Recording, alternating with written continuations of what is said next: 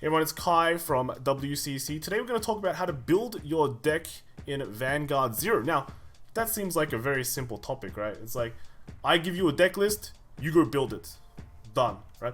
That kind of works in real life because everything is easy to get. If you don't have the cards, you go to your friend, you go to the store, you just buy singles or you buy packs and you're all good, right?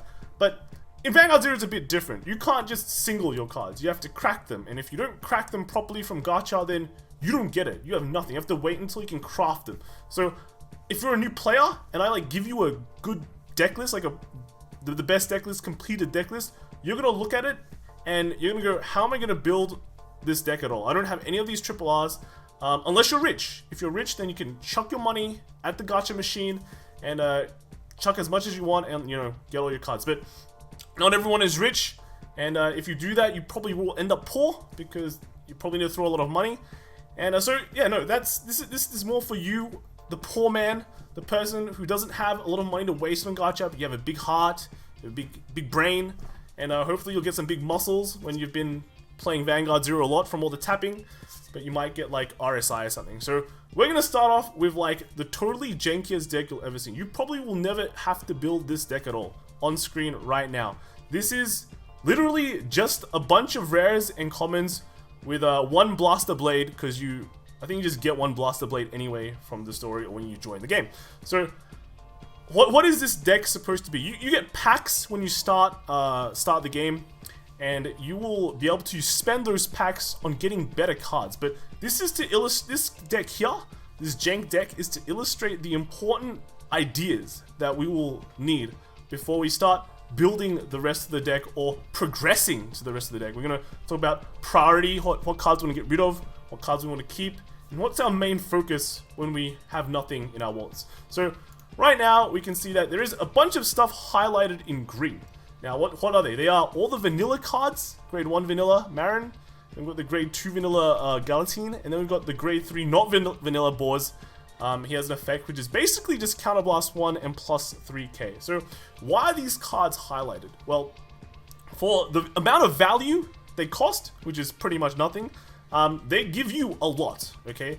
An 8k grade 1 vanilla, which has no effect, gives you the option where when you ride it, it is great defensively, it's also great offensively.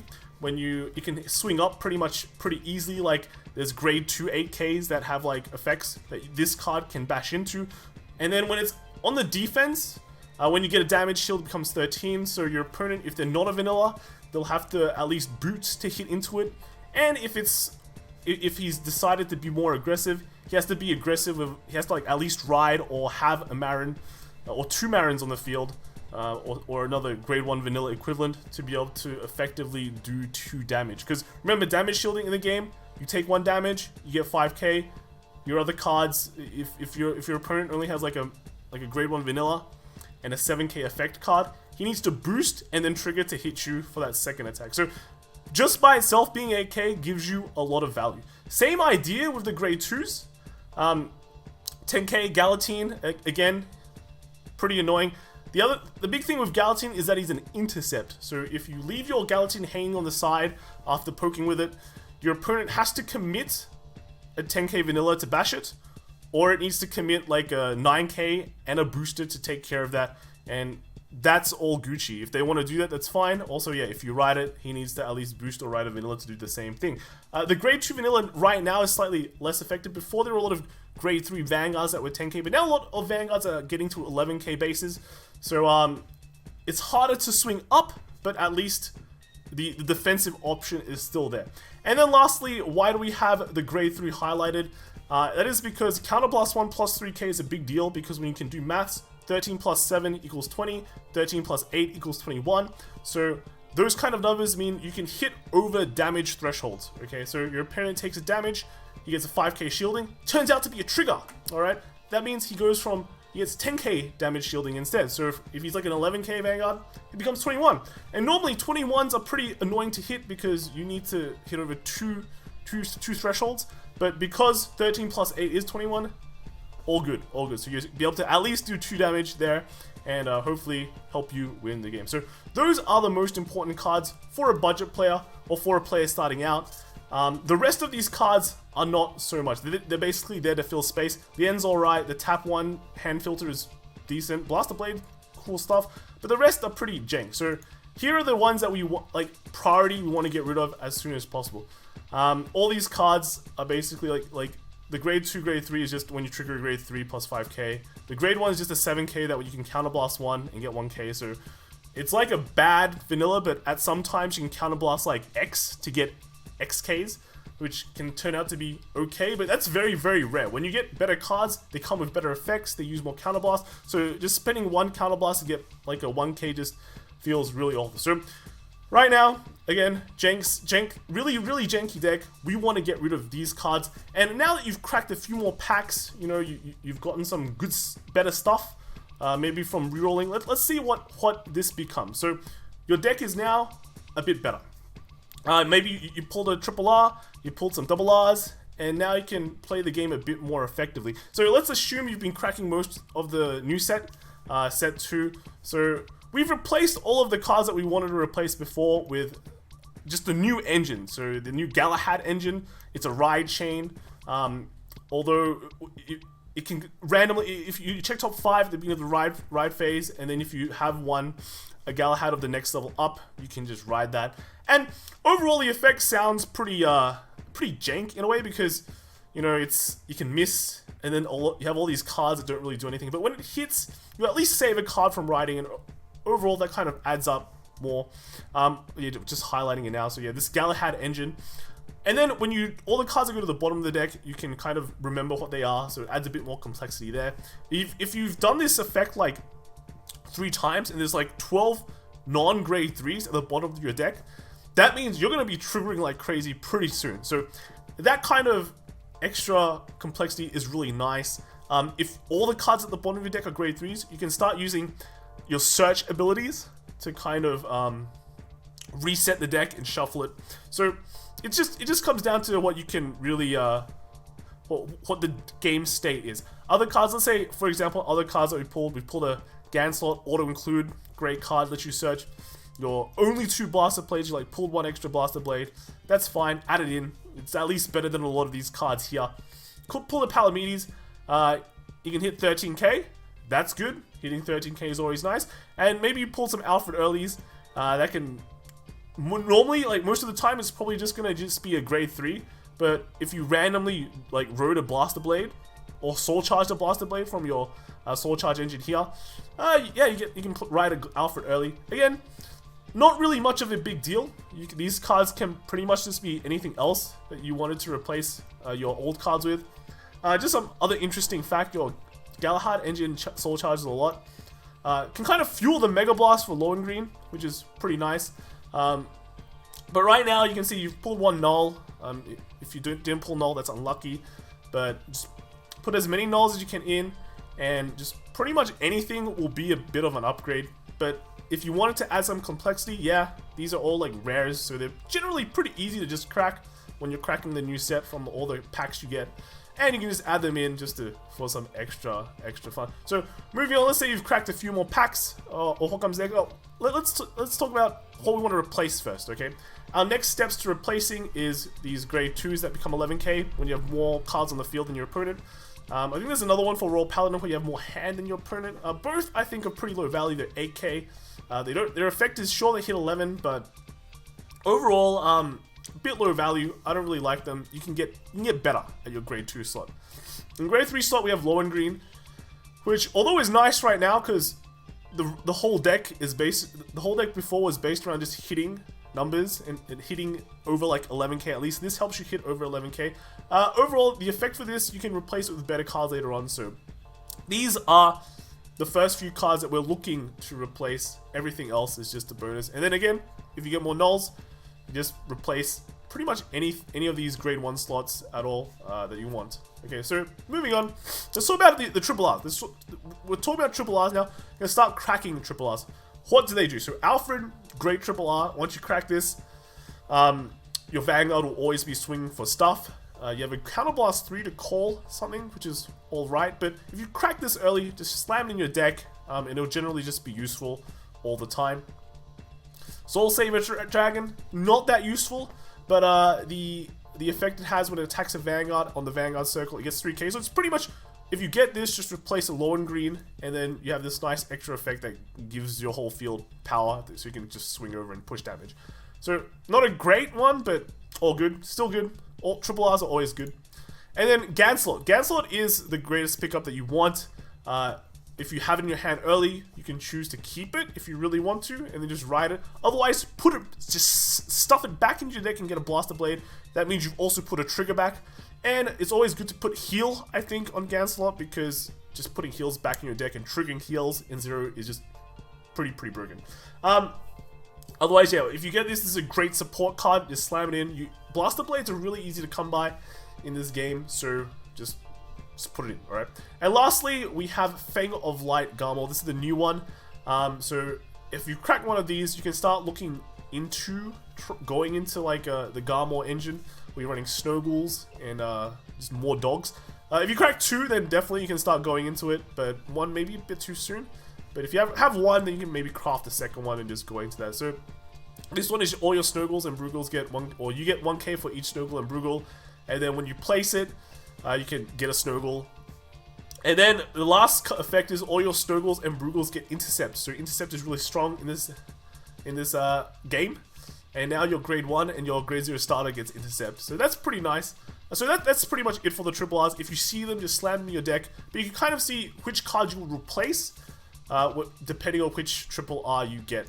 So moving on, let's move on to the next one. So you've cracked more packs, you've cracked more Sentinels. This is great. This is where getting 3 Sentinels is where your deck starts becoming really good, because Sentinels are great. You can see that here we've got some nice synergy. We've cracked some Alfreds. If you started before set 2 and you're looking to transition into set 2 Royal Paladin, this is probably the starting point where you're at, where you've cracked a few triple R's and you're just looking, how do I build the next set if your deck wasn't that great anyway. So we've cracked some Alfreds from the previous set. They have pretty good synergy with Lien. Alfred can be boosted, but if you put a Lien behind your Vanguard, you can just keep on tapping Lien every turn and just hand filtering for your good cards for your Sentinels, pretty much. So if you're like an old Vanguard play, then yeah, this is the combo. This is the cool combo. You can see that now you've pulled more Galatians, grade 3. So one thing with Galatine grade 3 is that, sure, it's great if you have it. Doesn't matter how, like, if you don't have that many of it, because the whole point of the 0 to 2 engine is that you just keep on getting free rides and then just filtering the bottom part of your deck. So if you don't have the grade 3 Galatine, that's fine, but it's not much of a biggie. But if you get them, just put them in, and that's all G. So yep, you've cracked some triple R's. Fortunately, didn't get any more Gan slots. You've cracked a few more Blaster Blades here as well, and overall it's just the deck is still in the mid tier, but at least you have 3 Sentinels. I did do a misplay when building this deck. It's not the trigger count, don't worry about the triggers, but there is a misplay. I'll give you 1 second to figure out what the misplay is, and then we can work it out. So just pause the video, but yeah, 1 second. So 1. So if you said the misplay that I did was running a Blaster Dark, then you're wrong, because you can always get a Blaster Dark. It fills a slot. When you finish the story, you get a Blaster Dark. So, or is it grade 30? Either one. You get a Blaster Dark, so you can just put it in your Royal deck and feel all Gucci. The answer is, I put 2 Akanes and 1 High Beast. So, don't do that. Generally, like, if you want to put the way I like to see the ratios for High Beast, the ratios I like for Akanes to High Beast is like 2 Akanes to 3. So usually always like a +1. So if I run 1 Akane, I like 2 Beasts. So this is because if this just goes to damage or you draw it, your Akanes become infinitely useless. It's even better if you just like run at least 2 High Beasts. So don't do that. You could probably start replacing another Lien or even a Marin, because you can see we've gone down in Marin counts after we've gotten better cards. So you can do that. But if you're not even running the Galahad engine as well, easy include, not much of an issue. So this is kind of like your mid-tier deck. Now you've cracked more packs. This is you're going into more of a completed deck, okay? So you've gotten rid of your low and greens. You've added better cards. So let's say like here we've gotten some Garmors, which is pretty nice. We've taken out the Galahad engine, so we've added the Snow Ghouls, we added in the Garmors in. We still have the Alfred earlies because we've got more blaster blades. Because again, easy to come by. If you randomly have it, you can always ride it and just get a free card. We got one more Gad slot. Sure, slam that in. Alfred's, slam it in. You can see we've started replacing our boars because we got more Palamides. They kind of fit the same niche where 13 plus 8 equals numbers. So now that we've got more Palamides, we can start replacing our boars. Our Galatines have still stayed because Galatine is still decent. And yeah, our Marins have gone down one, still staying at 3, but we've gotten 4 nulls, so that makes everything really, really Gucci. So I just also want to point out that you don't have to transition into Garmor. If you didn't pull any Garmors and you just pull more Alfreds and more Gansels, that's fine. Slam them into your deck. You can keep these Snowghouls and Garmors out, just run the old stuff. And here, like, the other theory still remains the same. You know, if you still got Blaster Blades, your Alfred Earlies are still good, so you can run more Alfred Earlies. Your Palamides are still replacing the boars. And if you need more slots for grade 2s, you want to run better cards, then you start taking out the Galatines. That goes for both builds, either the Garmor build or the non-Garmor build. But just with the non-Garmor build, you have more space, so you might be able to still keep the Galatines in. And this is pretty much kind of the last checkpoint, I guess, before we look at the final form, the Ultra Instinct build.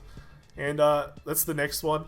So this is like pretty much the final form. You can see we've replaced a lot of Akanes now, because why not? With one Galatine. This is pretty much this flex slot, though. It's really up to you. Gotten full set of Blaster Blades. Alfred Early is still the one off, but we still have full set of Gad slot now. Full Palamides for the 13k on 13k number, and then we have a full set of Garmors because we've reached that level, right? We reached that level. You can see the grade 1s haven't changed from previous at all. It's fine. There's not much changes, but it's basically the grade 2s and grade 3s. And basically, we've reached the end goal of our deck. And our deck is now kind of ready for the next level when MLB comes out. So hopefully that's kind of helped you look at how you would progress through building a deck from nothing into something. You want to prioritize certain cards for removal, and prioritize getting certain cards to like a replacement, or trying to figure out a better replacement for the cards you really want to remove. It all comes down to that priority, and then a bit of testing to see what you don't like and what you like. Overall, Royal Paladins are pretty strong in set 2, although Novas and Tsukuyomi is getting all the hype. If you build a deck like this going into set 5-ish, the MLB set, I think you'll be pretty ready with just slamming in the MLBs and nearly have a pretty strong deck. So that's it from me. Hopefully this has helped you build or progress in building your deck. This is focused on Royal Paladin.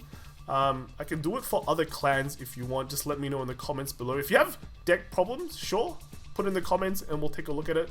If there's a lot of people, maybe we'll make another video on deck doctoring. Yeah, like the video, subscribe, etc, etc. Yeah, this kind of idea can apply to every single clan.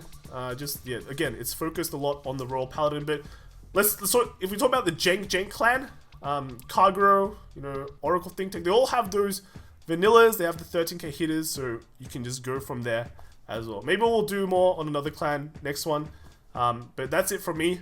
That's it from Royal Paladin.